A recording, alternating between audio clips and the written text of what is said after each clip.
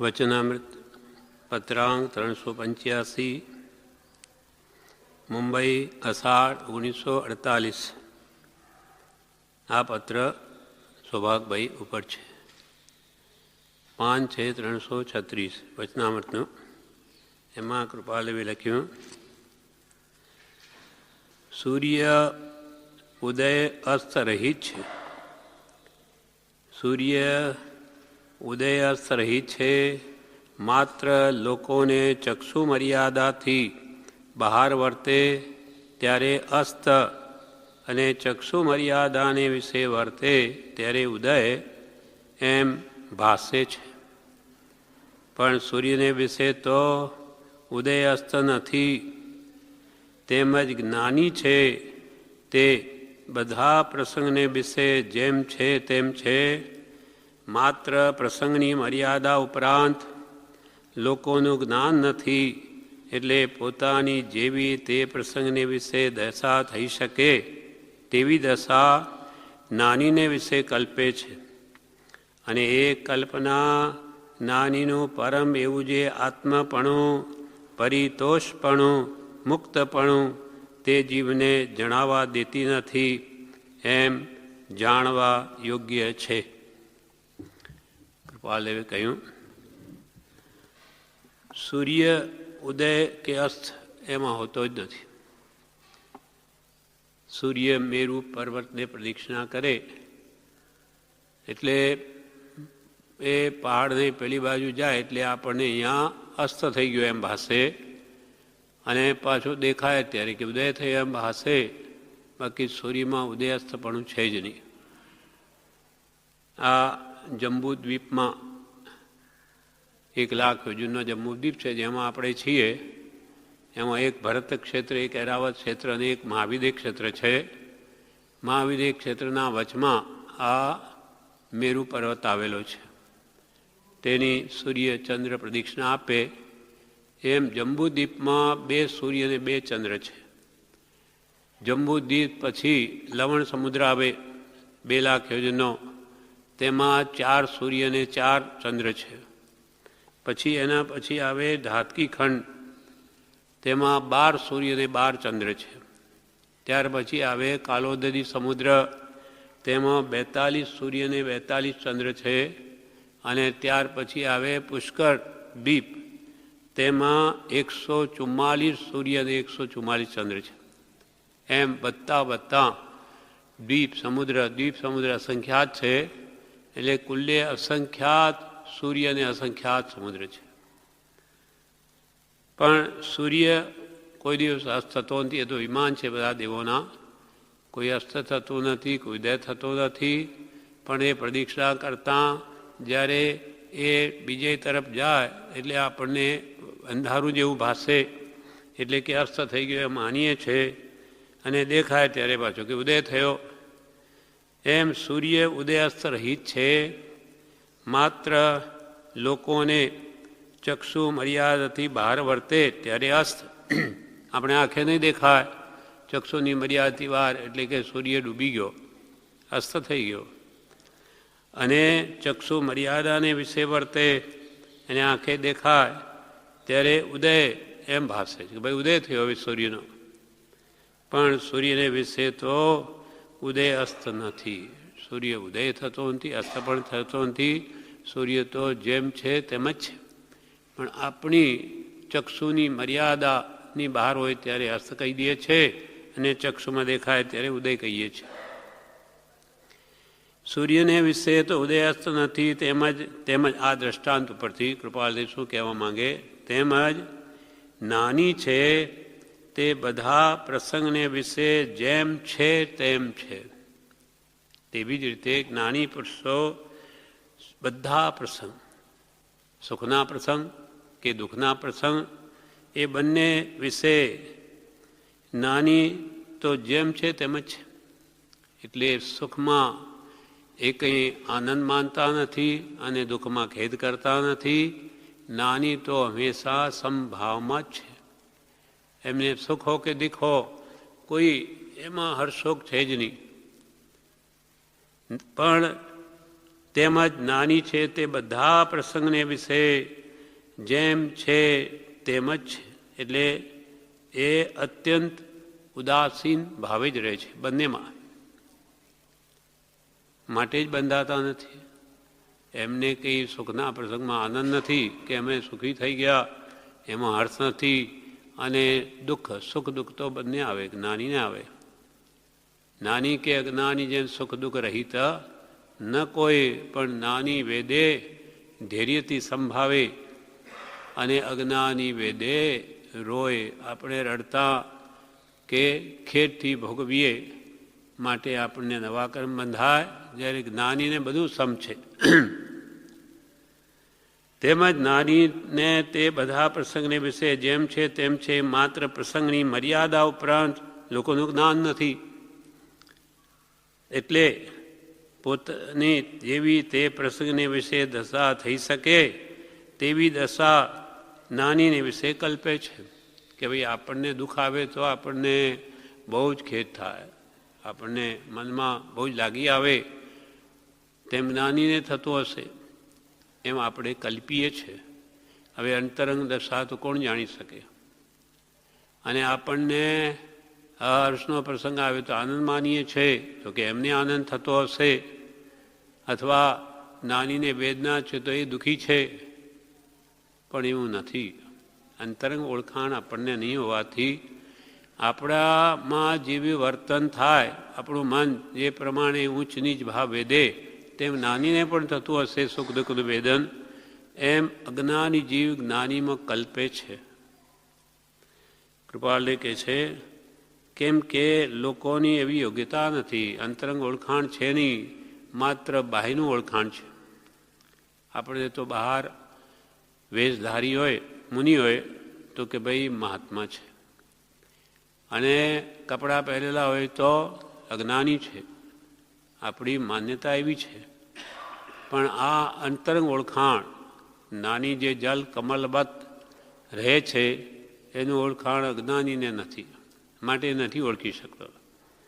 એટલે કૃપાલે કે જ્ઞાની તો બધામાં સમ છે. સૂર્યની જેમ કોઈ ઉદયાસ્તથી એમને સુખ દુઃખનું કોઈ વેદન નથી. એમને સર્વ દશામાં એક સરખા જ ભાવ રહે છે. છતાં અજ્ઞાનીને તેની ઓળખાણ નહીં હોવાથી તે પોતાની તે પ્રસંગને વિશે જેવી દશા થઈ શકે તેવી દશા જ્ઞાનીને વિશે કલ્પે છે. અને એ કલ્પના જ્ઞાનીનું પરમ એવું જે આત્માપણું, પરિતોષપણું, મુક્તપણું તે જીવને જણાવવા દેતી નથી, એમ જાણવા યોગ્ય છે. આ આપણી બુદ્ધિ, આપણામાં જેવું હોય તેવું જ્ઞાનીમાં કલ્પીએ. એટલે જ્ઞાની જે અંતર આત્મશુદ્ધિ છે, સમભાવપણું છે, સમરસપણું છે, કે પરિતૃપ્તપણું છે, પરિતોષપણું છે, કે મુક્તપણું છે. મુક્તપણું આ સંસારમાં રહેતા છતાં મુક્ત છે, ઘરમાં બેઠા છતાં વિતરાગ છે. એ ઓળખાણ કેમ થાય? આપણને નહીં ઓળખાય. અને એ જ કારણથી અનાદિકાળથી થયું છે કે એ જ્ઞાનીને નથી ઓળખી શક્યો. એ ઉદ્યાધીન પ્રવૃત્તિ એમની હોય એટલે ઓળખાણ સુલભ નથી. જો જ્ઞાનીનું ઓળખાણ સુલભ હોત તો મોક્ષ પણ સુલભ હોત. જ્ઞાનીનું ઓળખાણ સુલભ હોત, જ્ઞાની તો ઉદ્યાધીન વર્તે, એમને તો સર્વ કર્મથી છૂટવું છે. એમનો જો ગ્રસ્ત ન ઉદય હોય તો આપણને ગ્રસ્ત રૂપે ભાસે, ત્યાગી હોય તો ત્યાગી દેખાય, પણ એમને તો ઉદય આવે તેમ જ હોય. એટલે કૃપાલ કે એવી કલ્પના જીવ કલ્પે છે. અને એ કલ્પના જ્ઞાનીનું પરમ ઉત્કૃષ્ટ એવું જે આત્માપણું, આત્માકારપણું, કે પરિતોષપણું એટલે પરિતૃપ્તપણું, કોઈ ઈચ્છા રહિતપણું, કે મુક્તપણું, ઘરમાં રહેતા છતાં મુક્ત છે. જંગમ મોક્ષરૂપ છે જ્ઞાની, પણ તે જીવને જણાવવા દેતી નથી. દશા અજ્ઞાનના કારણે એમ જાણવા યોગી છે. જે પ્રકારે પ્રારબ્ધનો ક્રમ ઉદય હોય તે પ્રકારે હાલ તો વર્તીએ છે. જેવા કર્મ ઉદયમાં આવે પ્રારબ્ધ તે પ્રકારે વર્તીએ છીએ. અને એમ વર્તવું કોઈ પ્રકારે તો સુગમ ભાષે છે. જે કર્મોદયમાં આવવા એ તો પૂર્વે બાંધેલા પ્રારબ્ધ અનુસાર છે. જેવા શુભાશુભ કર્મ બાંધ્યા તે પ્રમાણે પ્રતિ સમય આવે. હવે આપણે એમાં હર્ષશોક અનુભવીએ છીએ માટે દુઃખી છીએ, અને જ્ઞાની માત્ર જ્ઞાતા દ્રષ્ટા છે, જોયા કરે છે. કર્મ ઉદયમાં તો એમને આવવાના, કોઈને છોડે નહીં, સુખ દુઃખ રહિતન કોઈ પણ નાની વેદે ધૈર્યથી સંભાવે, એટલે કે જ્ઞાતા દ્રષ્ટાપણે ભોગવે માટે એમને નવીન બંધન નથી. જ્યારે આપણે એમાં હર્ષોક રાગ દ્વેષ ભાવો સુખી દુઃખી થઈને એમાં અનંતા નવા કર્મ બાંધી લઈએ છીએ. આ જ ફરક છે. એટલે કૃપાલે કહે જે પ્રકારે પ્રારબ્ધનો ક્રમ ઉદય હોય તે પ્રકારે હાલ તો વર્તીએ છે, અને એમ વર્તવું કોઈ પ્રકાર તો સુગમ ભાષ છે. અમારે કંઈ કરવું જ નથી, અમારે આમ કરવું તેમ કરવું કોઈ વિચાર છે નહીં. જેવા ઉદય આવે તેમ જોયા કરવું છે. એટલે એક પ્રકારે તો આ સુગમ ભાષ્ય છે, અને એમ વર્તવું કોઈ પ્રકાર તો સુગમ ભાષ્ય છે. વળી કોઈ ઠાકોર સાહેબ કોઈ મુંબઈ આવ્યા હશે, કોઈ અહીંયા આવું લાગે છે, તે સૌભાગભાઈ કૃપાલને એમ લખે છે કે તમને આજ લખે છે કે ઠાકોર સાહેબને મળવા સંબંધી વિગત આજના પત્રને વિશે લખી.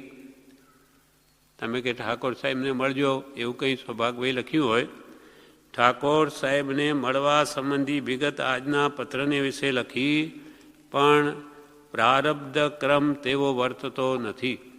કે ભાઈ અમે કોઈને મળીએ એવો અમને કોઈ પ્રારબ્ધ છે નહીં, અને ઉદીર્ણા કરી શકીએ એવી અસુગમ વૃત્તિ ઉત્પન્ન થતી નથી. અમે ઉદીર્ણા કરીને એમને મળીએ એવી અસુગમ વૃત્તિ અમને ઉત્પન્ન પણ થતી નથી. અમારે તો જેવું પ્રારબ્ધ આવે તેમ વર્તીએ છીએ. જોકે અમારું ચિત્ત નેત્ર જેવું છે. બીજા પેરેગ્રાફમાં લખે અમારું મન નેત્ર જેવું છે, આંખ. અમારું ચિત્ત નેત્ર જેવું છે. નેત્રને વિશે બીજા અવયવની પેઠે એક રજકણ પણ સહન થઈ શકે નહીં. બીજા શરીરના અવયવો છે એ તો બીજું ઘણું બધું સહન કરી શકે, પણ આપણી આંખ તો એક ઝીણામાં ઝીણી ધૂળની કણ કે કોઈ પણ વસ્તુ પણ પડી હોય તો આપણી આંખ સહન નહીં કરે, ખટક્યા જ કરે. નહીં જેવી નાનામાં નાની વસ્તુ બી આપણી આંખ સહન નહીં કરે. હંમેશા આપણું મન ત્યાં સુધી ત્યાં જ રહે, કેમ કે આંખમાં જ્યાં સુધી પડેલી વસ્તુ બહાર ન નીકળે ત્યાં સુધી ચેન પડે નહીં, વૃત્તિ ત્યાંની ત્યાં રહે.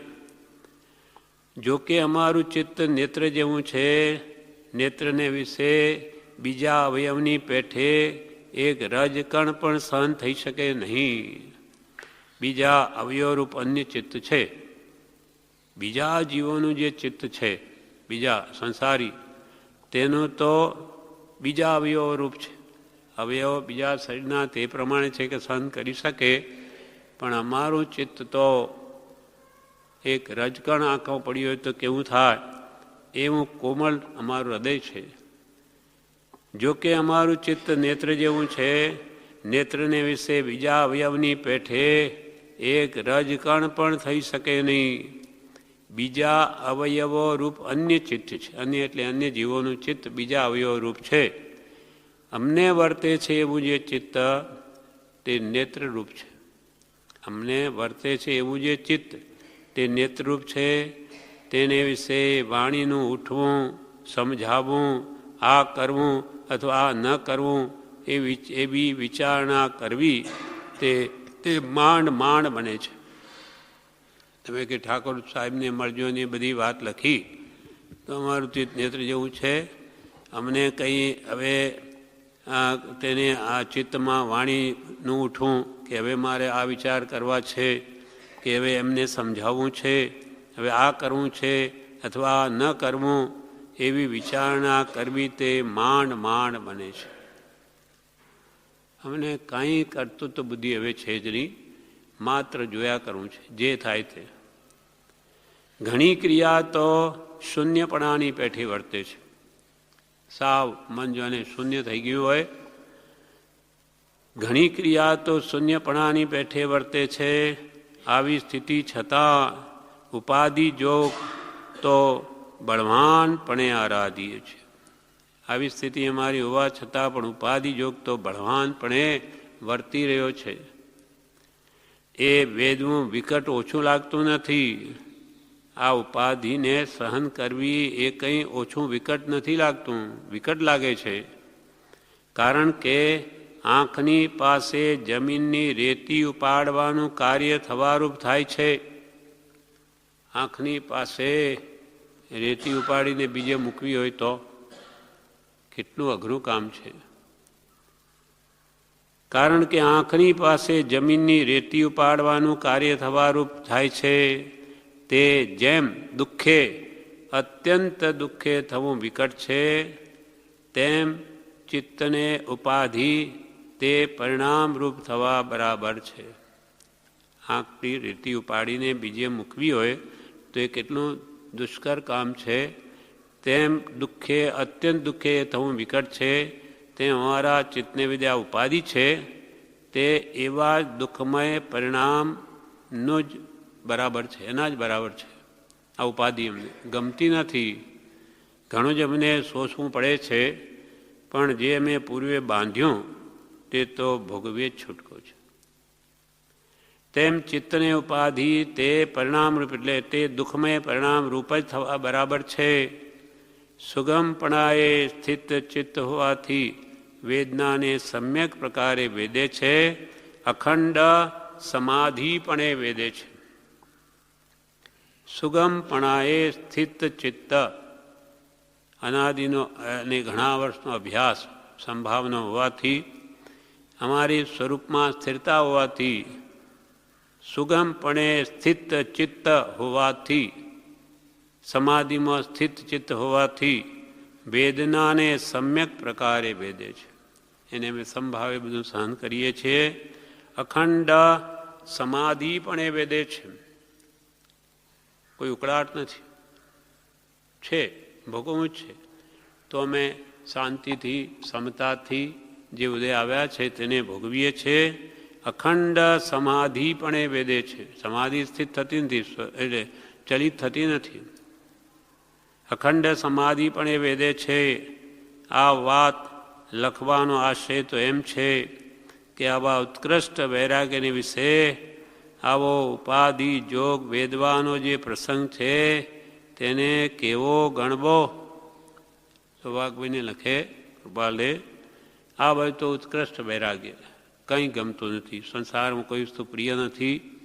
અને વળી આવો ઉપાધિ જોગ, આ કેવો છે ઉદય, અત્યંત વૈરાગ્યમય અંતરંગ દશા, અને બહારથી આવો ઉપાધિ જોગ વેદવાનો જે પ્રસંગ છે તેને કેવો ગણવો,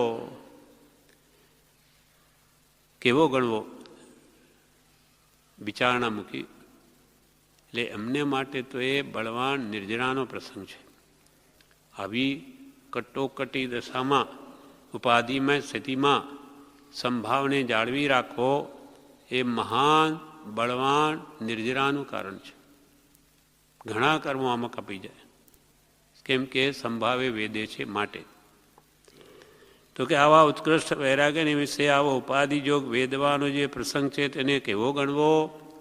અને આ બધું શા અર્થે કરવામાં આવે છે, શા માટે આ બધું અમે કરીએ છીએ, જાણતા છતાં તે મૂકી કેમ દેવામાં આવતો નથી, એ બહુ વિચારવા છે. વિચારો. અમે જાણીએ છીએ કે ઉપાધિ છોક છે, અમને દુઃખમય છે, ગમતું નથી, છતાં અમે કેમ છોડતા નથી, વિચારો. સૌભાગભાઈને કહે એટલે કે અમે અમારા જે કર્મો બાંધ્યા છે એ અમારે ભોગવીએ છૂટકો છે. નિકાચિતબંધ ભોગવ્યા વગરે પૂરો થવાનો નથી. માટે સંભાવે કર્મને બેદી લઈને એથી છૂટવા માંગીએ છીએ. મણિ વિશે લખ્યું તે સત્ય છે. મણિલાલ સૌભાગભાઈના નાના દીકરા છે, એમના વિશે કંઈ લખ્યું હશે તો કે એ વિશે લખ્યું તે સત્ય છે. ઈશ્વર ઈચ્છા જેમ હશે તેમ થશે, વિકલ્પ કરવાથી ખેદ થાય. અને તે તો જ્યાં સુધી તેની ઈચ્છા હોય ત્યાં સુધી તે પ્રકારે જ પ્રવર્તે. એ મણિલાલની કંઈ બી જે કંઈક આદત હશે કંઈ હશે, હવે કૃપાલ કે ઈશ્વર ઈચ્છા જેમ બનવા કાળશે ને બનશે. આપણે વિકલ્પ કરીએ તો ખેદ થાય. અને તે મણિલાલ જ્યાં સુધી તેની ઈચ્છા હોય ત્યાં સુધી તે પ્રકારે જ પ્રવર્તે. સમ રહેવું યોગ્ય છે. એટલે તમે પણ ક્ષમતા રાખો, જોયા કરો જે થાય તે. બીજી તો કંઈ સ્પૃહા નથી. કૃપાલ બીજી અમને કોઈ અંતરમાં ઈચ્છા નથી. બીજી તો કંઈ સ્પૃહા નથી, કોઈ પ્રારબ્ધરૂપ સ્પૃહા પણ નથી કે ભાઈ પૂર્વનું પ્રારબ્ધ દૂધમાં આવીને અમારે કંઈ એવી ઈચ્છા છે, કાંઈ જ નથી. પૂર્વ કોઈ પ્રારબ્ધરૂપ સ્પૃહા પણ નથી. સત્તારૂપ કોઈ પૂર્વે ઉપાર્જિત કરેલી ઉપાધિરૂપ સ્પૃહા તે તો અનુક્રમે સંવેદન કરવી છે. સત્તારૂપ સત્તામાં પડેલા કર્મો, પૂર્વે જે ઉપાર્જિત કરેલી આ ઉપાધિ તે આવી છે, તે તો અનુક્રમે અમારે ભોગવવી જ છે. કેમ કે નિકાચિત બંધ ભોગવીએ જ છૂટાય. કૃપાલદેવ કે તીર્થંકર હોય બધાને ભોગવવી જ પડે. જ્ઞાન ધ્યાનથી જે કર્મો છૂટી જતા હોય તે તો એ છોડી જ નાખે. પણ હવે એવા જ નિકાચિત બંધો જે જ્ઞાન ધ્યાનથી જાય જ નહીં, એને તો એમને પણ ભોગવા જ પડે. એમ જે બીજી પ્રારબ્ધરૂપ સ્પૃહા પણ નથી, સત્તારૂપ કોઈ પૂર્વે ઉપાર્જિત કરેલી ઉપાધિરૂપ સ્પૃહા તે તો અનુક્રમે સંવેદન કરવી છે. એક સત્સંગ આ સ્પૃહા છે, બીજી કોઈ ઈચ્છા નથી. એક સત્સંગ તમરૂપ સત્સંગની સ્પૃહા વર્તે છે. તમારા જેવોનો સમાગમ મળે તો એ એક ઈચ્છા છે. કેમ કે આ ઉપાધિથી કંટાળો ઘણો આવે, સત્સંગ થતો હોય તો ઘણો જ આત્માને આનંદ રહે. એક સત્સંગ તમરૂપ સત્સંગની સ્પૃહા વર્તે છે. રુચિ માત્ર સમાધાન પામી છે. કોઈ પણ પદાર્થની ઈચ્છા શાંત થઈ ગઈ છે, કોઈ ઈચ્છા નથી. સ્પૃહા રુચિ માત્ર સમાધાન પામી છે, એટલે શાંતતા પામી છે, કોઈ ઈચ્છા નથી, કોઈ રુચિ નથી. એ આશ્ચર્યરૂપ વાત ક્યાં કહેવી, કોણ સમજે? બેઠા છે દુકાનમાં કે વેપાર ધંધામાં ગ્રસ્તપણે, અને અમને કોઈ સ્પૃહા નથી. આ વાત કોણ માને? તો કે શું કામ બેઠા અહીંયા? પણ આ બધું જે દેણું પતાવવું છે બધાનું, એ કોઈ નહીં સમજી શકે. એટલે કૃપાલુ કહે અમારી રુચિ માત્ર સમાધાન પામી છે, એ આશ્ચર્યરૂપ વાત ક્યાં કહેવી, કોણ સમજી શકે? આશ્ચર્ય થાય છે. કૃપાલુ કે હમણે આશ્ચર્ય થાય છે. આ દેહ મળ્યો તે પૂર્વે કોઈ વાર મળ્યો નહોતો, એવો આ દેહ મળ્યો છે. કેમ કે આ દેહમાં એમને ક્ષાયક સમ્યક દર્શનની પ્રાપ્તિ થઈ છે. અને કેવલ લગભગ ભૂમિકા દશા સુધી પહોંચાયું છે. ક્ષાયિક સમ્યક દર્શન કેવડી ભગવાનનું અને કૃપાલનું સરખું છે. મિથ્યાત્વ બેનું ગયું.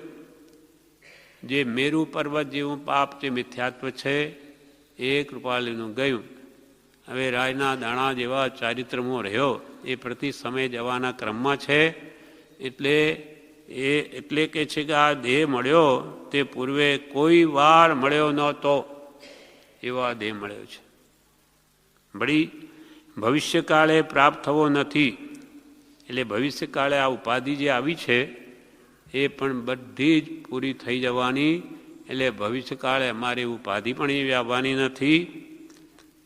ધન્ય રૂપ કૃતાર્થ રૂપ એવા જે અમે તેને વિશે આ ઉપાધિ જોગ જોઈ લોક માત્ર ભૂલે, એમાં આશ્ચર્ય નથી. આમાં ખામી શું છે? અમે તો સંભાવે બધું ભોગવીએ છીએ, પણ અમારો આવા ભયંકર ઉદય છે બહારથી, તે લોકોને અમારા પ્રત્યે વિશ્વાસ નહીં આવવા દે, શ્રદ્ધા આવવાની દે એવો છે. ધન્ય રૂપ કૃતાર્થ રૂપ પોતાને તો ધન્ય રૂપ માને. ધન્ય રે દિવસ એવો આ હો. આ ભાવ જન્મ અમારો સફળ થઈ ગયો. કૃપાલય માને કે અમે અમારું દાડીદર બધું નીકળી ગયું, એક જ ભાવ માત્ર બાકી રહ્યો એટલે ધન્ય રૂપ કૃતાર્થ રૂપ કરવાનું કાર્ય જેણે કરી લીધું, કૃતાર્થ રૂપ એવા જે અમે તેને વિશે આ ઉપાધિ જોગ આવી અંતરંગ આવી વિતરાગ દશા અને બહારથી આવો ઉપાધિ જોગ જોઈ લોક માત્ર ભૂલે એમાં આશ્ચર્ય નથી. લોકોની દૃષ્ટિ તો વાય છે, બહારનું જોઈએ કે ભાઈ એ તો સંસારી છે, આપણા જેવા એક જ્ઞાની કહેવાય. એટલે સાધુ વેશ પહેરીને બેઠો હોય ને અંતરથી સંસારી જેવો હોય તો આપણે તો એને કહીશું કે એ તો સાધુ પુરુષ છે, આપણને તો બહારનું ઓળખાણ છે. એટલે ધન્યરૂપ કૃતાર્થરૂપ એવા જે અમે તેને વિશે આ ઉપાધિ જોગ જોઈ લોક માત્ર ભૂલે એમાં આશ્ચર્ય નથી. અને પૂર્વે જો સત્પુરુષનું ઓળખાણ પડ્યું નથી તો તે આવા યોગના કારણથી છે. આગલા જન્મોમાં આપણા અનંત ભાવ ગયા, અંતવારજીની દીક્ષા વગેરે જ્ઞાનીનો યોગ પણ થયો હશે, પણ ઓળખાણ નહીં પડ્યું. કેમ કે આવા જ યોગના કારણથી. જ્ઞાનીને ઉદયાધીન વર્તન હોય એટલે એમનું બહારનું જ આપણે જોઈએ, અંતરંગ દ્રષ્ટિ ખુલી નહીં. એટલે કે આવા યોગથી પૂર્વજન્મમાં પણ જ્ઞાનીનું ઓળખાણ થયું નથી. અને પૂર્વે જો સત્પુરુષનું ઓળખાણ પડ્યું નથી તો તે આવા યોગના કારણથી છે. વધારે લખવું સૂચતું નથી. કૃપાલે સ્વભાવમાં લખે વધારે લખવું કંઈ સૂચતું નથી. નમસ્કાર પહોંચે ગોસળિયાને સમપરિણામરૂપ યથાયોગ્ય અને નમસ્કાર પહોંચે. ડુંગરસિંહ ગોસળિયા જેમને આજ્ઞામાં પહેલાં સૌભાગભાઈ રહેતા હતા, વેદાંતી હતા, એ પણ એમને પણ કૃપાલદેવે સમજાવ્યા, માર્ગમાં લાવ્યા. એ ગોસળિયાને પણ સમપરિણામરૂપ સમતા ભાવે યથા યોગ્ય અને નમસ્કાર પહોંચે સમ સ્વરૂપ શ્રી રાયચંદ્રના યથા યોગ્ય. સમ સ્વરૂપ જેનું સ્વરૂપ કેવું છે? સમ, સમભાવમાં, રાગ દ્વેષમાં, હર્ષ શોકમાં આ બધા દ્વંદ જેના મટી ગયા એવું જે સમ સ્વરૂપ શ્રી રાયચંદ્રના યથા યોગ્ય. આ પત્ર પૂરો થયો. હવે એનું વિવેચન છે, બ્રહ્મચારીએ પણ વિસ્તારથી કર્યું છે, જે આપણે વાંચીએ. પત્રાંક 385નું વિવેચન, બોધામૃત ભાગ 2, પાનું 94. શ્રીમદ રાજચંદ્ર આશ્રમ અગાસ કારતક સુદ 14 સંમત 2010. સૂર્યમાં કોઈ રાત દિવસ છે નહીં. સૂર્યમાં કોઈ રાત દિવસ છે નહીં. આપણે ન દેખીએ ત્યારે અસ્ત કહેવાય અને દેખાય ત્યારે ઉદય એમ કહેવાય છે. પણ સૂર્યને કંઈ ઉદય અસ્તપણું નથી. તેમ નાની પુરુષો છે તેમ છે, પણ જગતના જીવોને બીજું બીજું લાગે છે. એમની દશા લક્ષમાં આવતી નથી. નાની જ્ઞાન સ્વરૂપ જ છે, એ સ્વરૂપને ભૂલતા નથી. નાની તો બધી અવસ્થામાં જેમ છે તેમ છે. લોકોને એમ લાગે કે ઉપાધિમાં આપણને ચિંતા થાય છે, તેમ નાનીને પણ થતી હશે. સૂર્યનું દૃષ્ટાંત ચંદ્રનું કહીને એ તો સૂર્યચંદ્ર જેમ છે તેમ જ છે. આપણે કે ભાઈ હવે ઉદય થયો ને હવે અસ્ત થયો એવું કંઈ છે નહીં, છતાં આપણને ભાસે છે. તેમ નાની બધી દશામાં સમભાવમાં જ રહે છે. પણ લોકોને તો કે બીજું બીજું લાગે.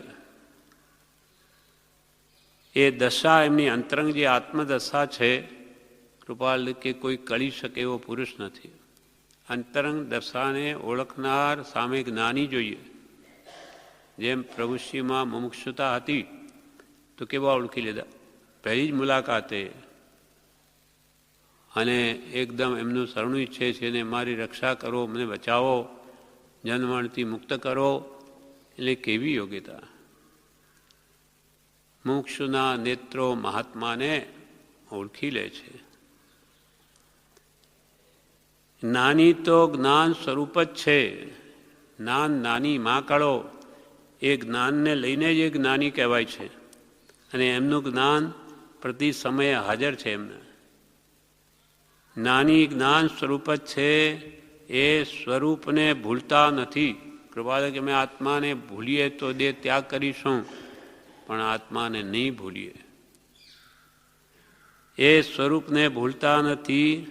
નાની તો બધી અવસ્થામાં જેમ છે તેમ છે, એમાં ફરક નથી પડતો, પણ આપણને દેખાય છે. નાની તો બધી અવસ્થામાં જેમ છે તેમ છે. લોકોને એમ લાગે કે ઉપાધિમાં આપણે આટલી ઉપાધિ હોય તો કેવી ચિંતા થાય. આપણને ચિંતા થાય છે તેમ નાનીને પણ થતી છે. એમને પણ થાય ને, એ પણ માણસ જ છે ને. એમ આપણને મનમાં રહ્યા કરે કે ભાઈ આટલી ઉપાધિ હોય તો કેટલા બધા વિચારો, વિકલ્પો ને કેટલી ચિંતા, કંઈ આગુ પાછું થાય તો થાય જ. એમ નાનીમાં કલ્પે છે. ઉપાધિમાં આપણને ચિંતા થાય છે તેમ નાનીને પણ થતી હશે, પણ નાનીને તો બધે સંભાવ છે. આ સંભાવ જ એવી ચીજ છે. પૂર્વે અનંત જ્ઞાનીઓ મોક્ષને પામ્યા ત્યાં સંભાવના બળે છે. સંભાવ ઉદય તો બધાને આવે. પૂર્વે બાંધેલા પ્રતિ સમયે દરેક જીવને કર્મના ઉદય તો છે જ. કોને નથી? બધાને છે. પણ આપણને એને ફરક આ મોટો છે કે જ્ઞાન વૈરાગ્ય શક્તિના બળે એ ઉદયમાં આવેલા કર્મોને નાતા દ્રષ્ટાપણે જોયા કરે છે, ભોગવે છે ક્ષમતાએ. અને આપણામાં એ નથી. જ્ઞાન કે વૈરાગ ન હોવાથી આપણે એમાં લેપાઈ જઈએ છીએ અને સુખમાં હર્ષ માનીએ છીએ અને દુઃખમાં પછી શોક કરીએ છીએ, માટે નવા બાંધીએ છીએ. નાની તો બધી અવસ્થામાં જેમ છે તેમ છે. લોકોને એમ લાગે કે ઉપાધિમાં આપણને ચિંતા થાય છે તેમ નાનીને પણ થતી હશે, પણ નાનીને તો બધે સંભાવ છે. નાનીને હર્ષ શોક કશું નથી. હવે એવી દશા આપણે તો કોઈ દિવસ અનુભવી ન હોય તો કે એમ કેમ થાય, પણ હવે આપણને તો અનુભવ જ નથી. નાનીને હર્ષ શોક કશું નથી, બધું માંડી વાળ્યું છે. કેમ કે દેહને પોતાનું સ્વરૂપ નથી માનતા અને દેહના આશ્રિત કુટુંબીઓ કે ધનાદિ કે સગા વાલા કે પર વસ્તુ બધાને પર જ માને છે. એટલે એમને કોઈ સુખ દુઃખ એનું છે નહીં.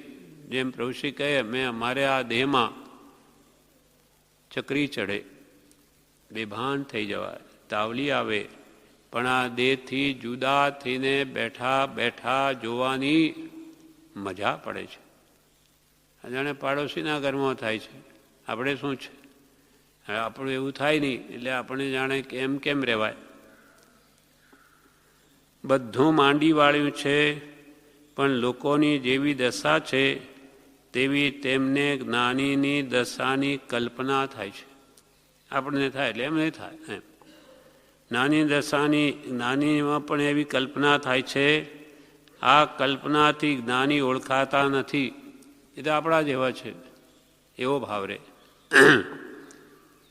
આ કલ્પનાથી જ્ઞાની ઓળખાતા નથી, પણ જ્ઞાની તો જ્ઞાન સ્વરૂપ છે. તે વેદનાથી જુદા રહે છે. તે વેદનાથી જુદા રહે છે. એટલે માને કૃપાલે કે પ્રભુ મા મને તો કંઈ સુખે નથી ને દુઃખે નથી. પણ જગતના જીવો એમ કલ્પે છે કે એમને બહુ દુઃખ છે. બીમાર હોય, કૃપાલે સૂતા હોય તો કે એમને તો કેટલું બધું દુઃખ છે. પણ જગતના જીવો એમ કલ્પે કે એમને બહુ દુઃખ છે. એ કલ્પના એને જ્ઞાનીને સમજવા દેતી નથી. એક મનમાં આ બેઠી ગયું, ભાઈ આ તો આપણા જેવા છે, પછી જ્ઞાની અને જ્ઞાન એમનામાં જ્ઞાન હોય એ ભાવ જ ક્યાંથી ઉત્પન્ન થાય. એ કલ્પના એને જ્ઞાનીને સમજવા દેતી નથી. એ કલ્પના મૂકવાની છે. એ કલ્પના મૂકવાની છે. નાની તો હંમેશા હર્ષ શોક મૂકી સમભાવમાં રહે છે. નાની તો હંમેશા હર્ષ શોક મૂકી સમભાવમાં રહે છે. કારણ દેહાધ્યાસ એમને છૂટી ગયો છે. દેહાધ્યાસ, દેહ તે હું છું એ ભાવ જ એમનો નીકળી ગયો. હવે દેહ જ હું નથી તો દેહમાં આવેલી વેદના મને ક્યાંથી હોય? નમે મૃત્યુ કતો ભીતિ, મરણ મને નથી તો મને ભય શાનો? તેમાં દેહ જ મારો નથી તો વેદના મારી શાની? એ તો દેહમાં આવી, શરીરમાં. એમ નાનીને દેહ તે હું એ એમને નથી, કેમ કે દેહાધ્યાસ એમનો છૂટ્યો છે. આત્મામાં જ સુખ છે, આત્મામાં જ તૃપ્તિ છે, એમ નાનીને રહે છે. કેમ કે એમને તો વેદન છે. આપણને વેદન નથી કે આત્મામાં શું સુખ હશે, પણ નાનીને તો પ્રત્યક્ષ અંતરમાં શાંતિથી આત્માનું જે નિરાકુળ સુખ વેદાય છે. વેદન પ્રત્યક્ષ હોય તો એ કેમ ના કહી શકે? એટલે આત્મામાં જ સુખ છે, આત્મામાં જ તૃપ્તિ છે. એ સુખથી તૃપ્ત છે. તેથી એમને કોઈ બાહ્ય ઇન્દ્રિય સુખોની એમને જરૂર જ જણાતી નથી. આત્મામાં જ તૃપ્તિ છે, એમ નાનીને રહે છે. નાની આત્માથી ધરાયેલા છે. જેમ આપણે ભોજન જમ્યા હોય તો બસ ધરાઈ ગયો, હવે જગ્યા નથી, પેટ ભરાઈ ગયું, તે મેં એ એવું સુખ આત્મા અસંખ્યાત ગણો આપણા કરતાં વિશેષ કહ્યું, એથી ધરાઈ ગયા છે. સુખને માટે હવે એમને જરૂર નથી. સુખ બધું મળી ગયું, કેમ કે સ્વયં જ્યોતિ સુખધામ છે. શુદ્ધ બુદ્ધ ચૈતન્ય ઘન સ્વયં જ્યોતિ સુખધામ. હવે સુખના ઘરમાં જ બેઠા હોય, એને બહારની સુખની શી જરૂર? સુખનો ભંડાર મળી ગયો. વૃત્તિઓ બધી શાંત થઈ ગઈ, કંઈ હવે જોઈતું નથી એવું થઈ ગયું.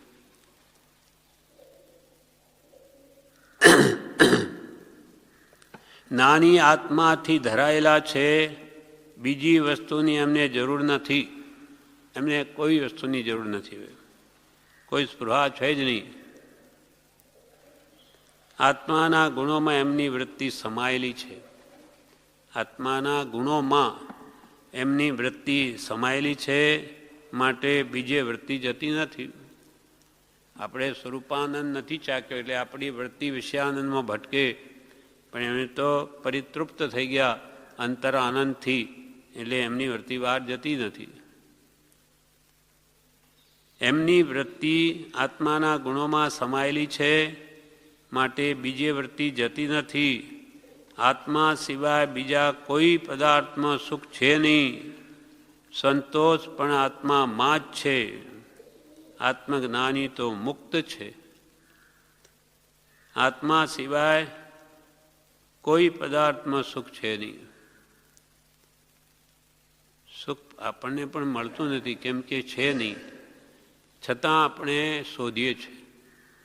અજ્ઞાની જીવ આશાથી જીવે અને જ્ઞાની જ્ઞાનથી જીવે.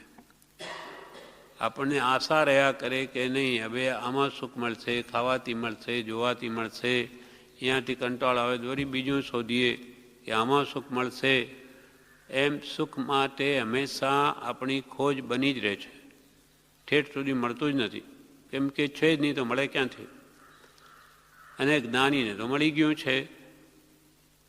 એમ આત્મા સિવાય કોઈ પદાર્થમાં સુખ છે નહીં. સંતોષ પણ આત્મામાં જ છે. આ જીવને પરિતૃપ્તપણું, સંતોષ પણ તે આત્મસુખથી જ થાય. બીજા સુખથી તો કદી સંતોષ થતો જ નથી. ભૂખ લાગી હોય તો ખાવામાં સુખ લાગે, પણ એ કેટલા કલાક? 3-4 કલાક પછી તો પાછા હતા તેવાના તેવા. પાછી ભૂખ લાગી, પાછા તેવાના તેવા. જ્યારે એ કેવી રીતે સંતોષ થાય? અનાદિકાલથી કેટલાક આ પહાડના પહાડ જો જેટલું અનાજ હોય એટલું ખાઈ ગયો, છતાં એને સંતોષ થયો નથી કે ભાઈ બસ હવે તો નહીં જોઈએ. સદા તૃષ્ણા પાંચેય ઇન્દ્રિયના વિષયોને બની જ રહે છે.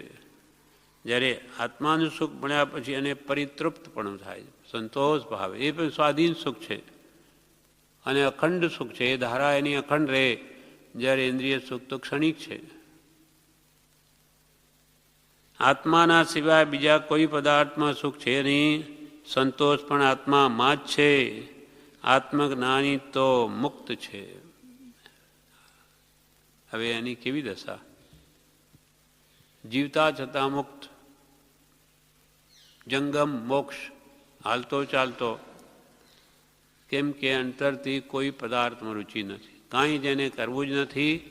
માત્ર પૂર્વે બાંધેલા કર્મો જેવા ઉદયમાં આવે તેને સમતાએ ભોગીને જીવે છે. એટલે કર્મ ખપાવા જીવે છે. એટલે અંતરથી તો એ એની આત્માનંદમાં છે. એટલે જ્ઞાની આત્મજ્ઞાની તો મુક્ત છે. દેહને ગમે તેમ થાય પણ એવો એથી જુદા રહે છે. ઘાણીમાં ગાલીને પીલી નાખ્યા તે વખતે સમતા રાખી એ આત્મજ્ઞાનનું કેવું બળ હશે? 500 શિષ્યોને ઘાણીમાં ઘાલ્યા અને ગુરુ એમને સમાધિ મરણ કરાવે, પીડાઈ જાય તો કેવો ભાવ એમના અંદર આવ્યો હશે કે દેહથી હું નથી, અથવા આત્માનો સુખનો અનુભવ. દેહ તો તુચ્છ છે, એમાં શું મોહ કરવો? એ બી કંઈ પણ એની વૃત્તિ હોવાથી તે એમને કોઈ લાગતું નથી ને સમાધિ મરણ કરે છે.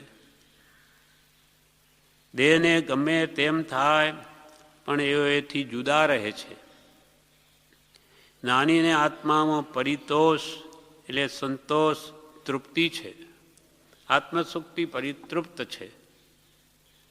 મૂર્તિમાન મોક્ષ તે સત્પુરુષ છે. કૃપાલેવે લખ્યું મુક્તિમાન, મૂર્તિમાન સાક્ષાત મોક્ષ તે આ સત્પુરુષ છે. એટલે કે જીવતા છતાં મુક્ત છે. સત્પુરુષનો આત્મા એ જ મોક્ષની મૂર્તિ છે. સત્પુરુષનો આત્મા એ જ મોક્ષની મૂર્તિ છે. પોતાની કલ્પના ખસે ત્યારે જ્ઞાની મુક્ત જ છે એમ સમજાય. આપણામાં શ્રદ્ધા આવે નહીં ત્યાં સુધી આપણા જેવા લાગે, અથવા બીજા અનેક વિકલ્પ ઉઠે. પણ જ્યારે એની પોતાની કલ્પના ખસીને જો પોતાને અનુભવ થાય, ભલે શ્રદ્ધારૂપ સંકિત પણ આવી જાય, તો જ્ઞાની અને મુક્ત ભાષે. પોતાની કલ્પના ખસે ત્યારે જ્ઞાની મુક્ત જ છે એમ એને સમજાય. કલ્પના મૂકે તો સમજાય, નહીં તો કેમ ઓળખાય? આપણે આ તો સંસારી છે, આમ તો સ્ત્રીપુત્ર છે, ધંધા કરે, એ કંઈક નાની હોય એવી કલ્પના હોય તો એનું સ્વરૂપનું ઓળખાણ કદી નહીં થાય. કલ્પના મૂકે તો સમજાય, નહીં તો કેમ ઓળખાય?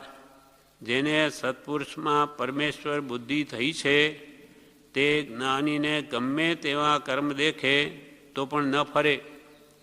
પ્રભુશ્રીજી અને દેવકણજીને પહેલાં નહોતું, પહેલાં શ્રદ્ધા નહોતી આવતી. એટલે કે શું વિશેષ કહેવાના? શાસ્ત્રથી વિશેષ શું કહેવાના? શાસ્ત્રો મેં બધા વાંચ્યા, પણ જ્યારે એમનો સમાગમ થયો અને જે અદ્ભુત દશા એમને જણાઈ ખેડામાં, ત્યાર પછી કે હવે તો પ્રભુશ્રીને લખે છે ફળ પાક્યું, રસ ચાખ્યો, હવે એની આજ્ઞા વળીએ સદા સુખી રહીશ. હવે તો એમના ઘોડિયા ઝુલાવવા પડે ને તો એ શંકા ન કરીએ. કેવો વિશ્વાસ આવી ગયો. પરમેશ્વર પણ એમનું જે અંતરંગ આત્મદશા એ એમના સમાગમથી એમને બહાર આવી, ઓળખાઈ ગઈ. એટલે જેને સત્પુરુષમાં પરમેશ્વર બુદ્ધિ થઈ છે તે જ્ઞાનીને ગમે તેવા કર્મ દેખે તો પણ ન ફરે. જ્ઞાની આત્માને અસંગપણે રાખે છે. ગમે તેવો બાહ્ય સંગ હોય પણ આત્માને અસંગ રાખે, અલિપ્ત રાખે. જ્ઞાની આત્માને અસંગપણે રાખે છે. એની બીજાને કેમ કરી ખબર પડે? હવે આત્મા સંગ અંદરથી હોય, હવે એ કેમ ખબર પડે? એટલે કૃપાલ કે સ્વાભાવિક છે જ્ઞાનીની ઓળખાણ ન થાય લોકોને, કેમ કે એવી યોગ્યતા એમનામાં છે નહીં. પ્રારબ્ધ જેમ દોરે તેમ દોરાઈએ છીએ. અમારે કંઈ કરવું નથી, પ્રારબ્ધ અમારો જેમ હોય તેમ વર્તીએ છીએ. પ્રારબ્ધ જેમ દોરે તેમ દોરાઈએ છીએ, છૂટવાના ક્રમમાં જ છીએ. છૂટવાના ક્રમમાં છે. જે ઉદયમાં આવે ને એ કર્મ ભોગવાઈને ખરી જાય, નવા બંધાય નહીં, એટલે છૂટવાના ક્રમમાં જ છીએ. આત્માને કોઈની સાથે લેવા દેવા નથી. આત્માનું કામ જોવા જાણવાનું છે, એ જ કામ એવો કર્યા કરે છે. નાતા દ્રષ્ટા જુએ જાણે, એમાં લેપાતા જ નથી, રાગદ્વેષ કરતા જ નથી. આત્માનું કામ જોવા જાણ એનો ધર્મ છે, સ્વભાવ. જ્ઞાન, દર્શન, ચારિત્ર. જ્ઞાનથી જુએ, દર્શનથી જુએ, જ્ઞાનથી જાણે, અને સમભાવ મળે સ્વરૂપમાં સ્થિર રહે છે. એટલે આવેલા કર્મો ઉદયમાં આવ્યા એ જવા માટે જ આવે. ઉદયમાં એકવાર આવી ગયા એ કંઈ પાછા ના આવે, બંધાય. એ તો જાય જ ખરે જ, નવા રાગદ્વેષ ન કરે તો નવા ન બંધાય. આત્માનું કામ જોવા જાણવાનું છે, એ જ કામ એવો કર્યા કરે છે. કૃપાલદેવ નાની કર્મથી મુક્ત રૂપે જ રહે છે, નવા બાંધતા નથી. નાની કર્મથી મુક્ત રૂપે જ રહે છે. બીજા જીવો કર્મોદયમાં જે પ્રમાણે રહે છે તે પ્રમાણે જ્ઞાની પણ લાગે છે, પણ એથી જુદા છે. આપણા જેવા બધા જીવોને કર્મના ઉદય હોય તો આપણે હર્ષો કરીએ તેમ આપણને લાગે એવું એમને આવું જ હશે. બીજા જીવો કર્મોદયમાં જે પ્રમાણે રહે છે તે પ્રમાણે જ્ઞાની પણ લાગે છે, પણ એથી જુદા છે. માત્ર જોનાર રહેવું એ રસ્તો જ્ઞાનીને સુગમ લાગે છે. જ્ઞાનીને તો જોયા કરવું, કંઈ કરવું જ નથી, તો એ તો કે આ તો સીધો રસ્તો, જોયા કરો જે સુધીમાં આવે. આપણે તો અનવસર આ ધ્યાન પણ કેટલું કરી રાખીએ કે ફલાણા આવે એમ કહે છે ત્યારે મારે એમ કહેવું, તેમ કહેવું, પછી મારે એમ થઈ તેમ કરી. આમાં કેટલાય ભવિષ્યમાં આવશે કે નહીં એ સમય, એના પહેલાં તો કેટલાય વિકલ્પો કરી દઈએ. માત્ર જોનાર રહેવું એ રસ્તો જ્ઞાનીને સુગમ લાગે છે. સંકલ્પ વિકલ્પ એ કર્મનું ફળ છે. પૂર્વે કર્મ બાંધ્યા એથી એ તો ઉદયમાં આવે જ બધાને. જોનારો છે તે સંકલ્પ વિકલ્પથી જુદો છે. પૂર્વે બાંધ્યા એ વિકલ્પો તો આવશે. કોઈ કહે મને તો બહુ વિકલ્પો આવે, બધાને આવે, નાનીને આવે. પૂર્વે બાંધ્યા હોય તો ઉદયમાં આવે જ, તેથી ગભરાવું નહીં. નાન્યું કે જોયા કરો, આ મને એવો વિચાર આવ્યો, જવા આવ્યો, પોતાનો ઉપયોગ બીજામાં વાળવાનો પ્રયત્ન કરે ભક્તિ સ્વાધ્યાયમાં, તો એ ઉદયમાં આવેલું કર્મ તો જવા જ આવ્યું છે. એટલે કૃપાલ કે આ જીવ પ્રતિ સમય છૂટી જ રહ્યો છે, પણ નવા બાંધી લે તેનું શું? પ્રતિ સમય નિર્જરા છે પ્રત્યેક જીવને, પણ આપણે પાછા અજ્ઞાની રાગદ્વેષના ભાવો કરી લઈએ છીએ, એટલે નવા બંધાઈ જાય છે. ત્યાં જ દુઃખ છે. નાની નવું બાંધતા નથી, માટે ઉદય એમને છે ને આપણે છે. એટલે કે જ્ઞાની વેદે ધૈર્યથી ને અજ્ઞાની વેદે રોય એટલે આ ધ્યાનથી. જોનારો છે તે સંકલ્પ વિકલ્પથી જુદો છે. સંકલ્પ વિકલ્પ એમને એમ રહેતા નથી. એકવાર આપણને અનેક વિકલ્પો આવ્યા, એ કંઈ કાયમ રહેવાના નથી. આવીને જ જાય છે. આવ્યા પૂર્વે બાંધ્યા માટે આવ્યા, એ આવ્યા જવા ખરી ગયા. એમાં આપણને ભળી જઈને એ વિચારોને વિશેષ બળ ના આપીએ તો કંઈ નહીં, ગયા એ તો મોટો લાભ ભક્તિમાં થાય. અહીંયા આવા અનેક વિકલ્પો કર્મને આધીન પ્રતિ સમય ઉદય અહીંયા પણ આપણને છે, પણ દ્રવ્ય ક્ષેત્ર કાળ ભાવ અહીંયા આપણને એ કર્મોને બળ મળે એવા નથી. અહીંયા ભક્તિનું સ્થાન છે. કોઈ વિકલ્પ આવ્યો તો આપણું મન બીજે લાગેલું છે, એટલે એ કર્મ તો ઉદયમાં આવે જ, અહીંયા પણ બધાને આવે, પણ એ આવીને એ પ્રદેશ ઉદયથી ખરી જાય, રસ ઉદય નહીં થાય ને. કોઈનો વિકલ્પ આવ્યો ફલાણે આપણું બગાડ્યું માનો, તો એના પ્રત્યે આપણે ઘરે હોય તો બીજો ભાવ આવે, ક્રોધ આવે, ક્યાં ફલાણે આવું કરેલું. અહીંયા તો એ ભાવ આવ્યો, પણ એને આવું પોષણ નહીં મળ્યું, વિશેષ એ સંબંધી વિચાર, એટલે એ ખરી જ જાય કર્મ. એટલે અહીંયા બળવાન નિર્જરા આ સત્સંગમાં થાય. જ્યારે ઘરે તો તરત જ કોઈ વિકલ્પ આવે તો વિધાન કહી દઈએ, અથવા પ્રમાદ આવે તો સૂઈ પણ જઈએ. જ્યારે અહીંયા એ બધું કંઈ બને નહીં. એટલે બળવાન નિર્જરાનું કારણ અહીંયા છે. એટલે કર્મનો પ્રદેશ ઉદય અહીંયા થાય, પ્રદેશથી ખરી જાય. જ્યારે ઘરે તેનો રસ ઉદય થાય. એટલે એના સંબંધી અનેક વિકલ્પ આવે, ફરી આપણે કહીએ, વળી વિચારને વધારીએ, નવા કર્મ બાંધીએ. એટલે આ 10 કલાક 12 કલાક જે ભક્તિਆਂ યોજી, એમાં ઘણા કર્મ નિર્જરી જાય, નવા ન બંધાય, એવી યોજના પ્રભુએ કરી છે. એ બધી ક્રિયા મનની છે.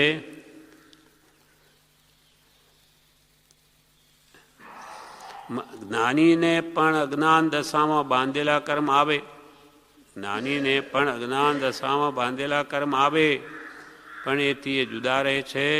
કૃપાળુદેવ કહે છે કે અમે અમારું પ્રારબ્ધ આગુ પાછું કરવા ઈચ્છતા નથી. સહેજે થાય તે જ કરવું છે. જેમ હાથ પગમાં ધૂળ ચોટેલી હોય તો કંઈ ન લાગે, પણ આંખમાં પડે તો ખટક ખટક થાય. બીજા અવયવ એટલે હાથ પગમાં ધૂળ ચોટી હોય તો કંઈ આપણને લાગે નહીં કે ભાઈ દુખે નહીં, પણ આંખમાં પડે તો ખટક ખટક થયા કરે. તેમ સંસારમાં એમને વૈરાગ્ય છતાં રહેવું પડે છે. તેથી આંખથી રેતી ઉપાડીને બીજે મૂકવા જેવું દુઃખ થાય છે. તેમ કૃપાળદેવને અત્યંત વૈરાગ્ય દશા અંતરથી હોવા છતાં, રુચિ ન હોવા છતાં સંસારમાં રહેવું પડે. તે આંખથી રેતી ઉપાડવા જેવું કામ એમને કરવું પડે છે. બીજા જીવોના ચિત્ત હાથ પગ જેવા છે.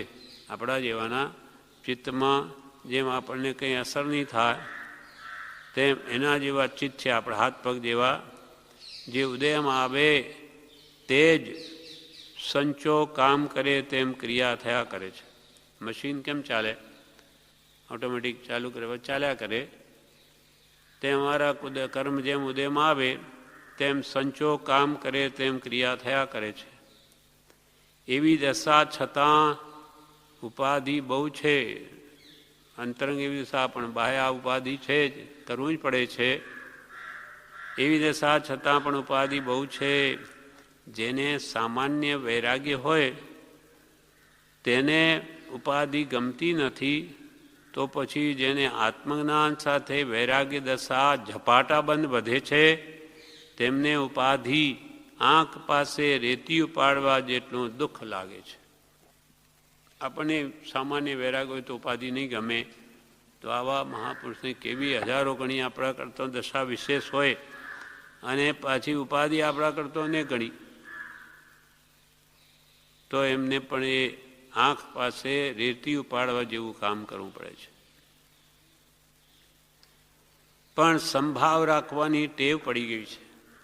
પાછો સંભાવ રાખવાની, એમ તો ટેવ પડેલી ઘણા વર્ષોથી, પણ સંભાવ રાખવાની ટેવ પડી ગઈ છે. તેથી ચિત્ત સ્થિર રહે છે. એવામાં ચિત્ત સ્થિર રહે છે. આત્મા સમાધિનો નાશ થતો નથી. કે એમને આશ્ચર્ય ઉપજાવે કે આવી ઉપાધિ છતાં ચિત્ત સ્થિતિ ઉદાસીન અતિ ઉદાસીન રહે છે. એમ આત્મ સમાધિનો નાશ થતો નથી. આટલો બધો વૈરાગ્ય છે અને પાછી ઉપાધિ પણ એટલી બધી છે. એવા આ પ્રસંગને કેવો ગણવો તે વિચારવા યોગ્ય છે. એમ કૃપાળુ દેવ સૌભાગભાઈને લખે છે. વિષમ પરિણામ થાય એવા પ્રસંગ હોય, તેમ છતાં સમ રહે તો વિશેષ કર્મક્ષય થાય. હવે એમનો બધો વાતાવરણ તો કેવું છે? અત્યંત વિષમ પરિણામ કરાવે એવું છે. હવે આવા વિષમ પરિણામ થાય એવા પ્રસંગમાં પણ જો સંભાવ રાખે તો કે છે વિશેષ કર્મક્ષય થાય, બળવાન નિર્જરા થાય કર્મોની.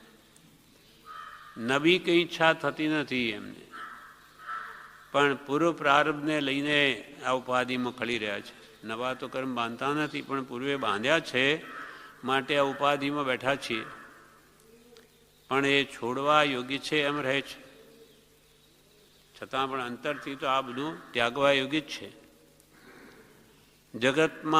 જગતના કોઈ પદાર્થની ઈચ્છા થતી નથી, જગતના કોઈ પણ પદાર્થની ઈચ્છા થતી નથી, પણ એક સત્સંગની ઈચ્છા રહે છે. કોઈ પદાર્થની રુચિ રહી નથી એવી વાત કોઈને કહીએ તો કોઈ માને નહીં. એ વાત કરે અમને કોઈ રુચિ નથી, અમને કોઈ જ પ્રાંતિ, અમારે જગતમાં કોઈ પદાર્થ જોઈતો નથી, તો પછી આ શું કરો છો તમે?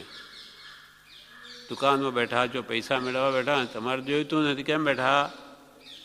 હવે એમને અંતરમાં જે દેણું પતાવવાની વાત છે, જે લેણું બીજાનું છે, પૂર્વનું દેણું છે, એ કોણ સમજે? એવી વાત કોઈને કહીએ તો કોઈ માને નહીં. લોકોની દ્રષ્ટિ તો ઉપાધિ પ્રત્યે હોય છે, તેથી આ તો વેપારી છે એમ ગણે. આ કંઈ જ્ઞાની છે એમ નહીં કે, આ તો વેપારી છે એમ ગણે. પણ બ્રહ્મચારી કહે છે પણ અપૂર્વ સામગ્રી મળી છે તે ભવિષ્યકાળે મળે એવી નથી. આપણને જો આવા પુરુષનો યોગ મળ્યો છે એ તો કોઈ અપૂર્વ સામગ્રી મળી છે અને ભવિષ્યકાળમાં એવી મળે એવી નથી. અનંતકાળે એવો યોગ થયો છે. પૂર્વે જીવને જ્ઞાની તો મળ્યા, પણ બાહ્ય દ્રષ્ટિ રહેવાથી ઓળખાણ થયું નથી. જ્ઞાની નથી જ મળ્યા એવું નથી, પૂર્વે પણ મળ્યા છે, પણ એની દ્રષ્ટિ બહારથી જ. આ બહારથી કેવા છે? આપણા જેવા છે, અથવા કોઈ એવું બહારનું જ વર્તન એવું હોય તો માની લે કે આ કંઈક જ્ઞાની હોય.